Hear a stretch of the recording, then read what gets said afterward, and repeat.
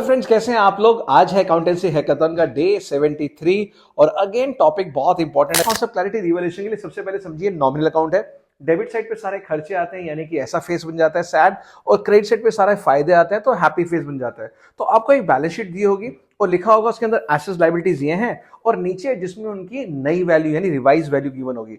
आपने कंपेयर करना है दोनों को, देखना है कि अगर आपको रीवैल्यू होने से फायदा हो रहा है वो चीज को बस क्रेडिट साइड पे डाल देना, अगर रीवैल्यू होने से नुकसान हो रहा है तो आपको डेबिट पे डालना है। एग्जांपल के तौर पे मान लीजिए बिल्डिंग है और बिल्डिंग दे रखी है 2 लाख रुपीस की और नीचे गिवन है वो बिल्डिंग 2 लाख की 2 लाख 50 हो गई है। तो आप बताइए अच्छा लगेगा बुरा, आपके कैसे अच्छा लगा। तो बिल्डिंग वैल्यू बढ़ गई है तो हैप्पी फेस यानी बिल्डिंग बढ़ गई है, तो देख सकते हैं increase in the value of assets यहां पे डाल देंगे और सिर्फ 50,000 आएगा। यस, 2 लाख 50 नहीं, 2 लाख 50 न्यू बैलेंस शीट में आएगा। और अगर इस बिल्डिंग की वैल्यू गिर जाए यानी 2 लाख पहले थी और न्यू वैल्यू है 1 लाख 50, 50,000 से गिर गई यानी बिल्डिंग छोटी हो गई है, तो ये डिक्रीज इन वैल्यू यहां पे आएगा बिकॉज ये लॉस हो गया। तो याद रखिएगा, विजुलाइज, बिल्डिंग बढ़ रही है, एसेट वैल्यू बढ़ रही है तो बाय में, और यहां पे अगर गिर रही है तो टू में। ये तो था एसेट्स। लायबिलिटी के केस में उल्टा बन जाएगा कि अगर कोई लायबिलिटी बढ़ गई, किसी ने कुछ इंटरेस्ट मांग लिया, बैंक चार्जेस मांग लिए, आउटस्टैंडिंग एक्सपेंसेस हो गए, क्रेडिटर्स ने लेट पेमेंट की वजह से आपसे पैसे मांग लिए, तो जब भी क्रेडिटर्स बढ़ेंगे तो आपका नुकसान होगा, वो इंक्रीज यहां आएगा। और यही क्रेडिटर्स अगर छोटे हो जाए, क्रेडिटर्स हमें डिस्काउंट दे दें या क्रेडिटर्स रिटर्न बैक हो जाए,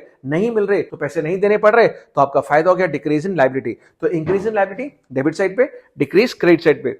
और थर्ड टॉपिक आता है unrecorded assets and unrecorded liability. अगर कोई अनरिकॉर्डेड लायबिलिटी होती है, जैसे एग्जांपल के तौर पे कोई भी आउटस्टैंडिंग एक्सपेंसेस हो, कोई भी इंटरेस्ट ड्यू हो बैंक लोन पे, तो वो अनरिकॉर्डेड लायबिलिटी की वजह से आपको नुकसान होगा, डेबिट साइड पे आएगा।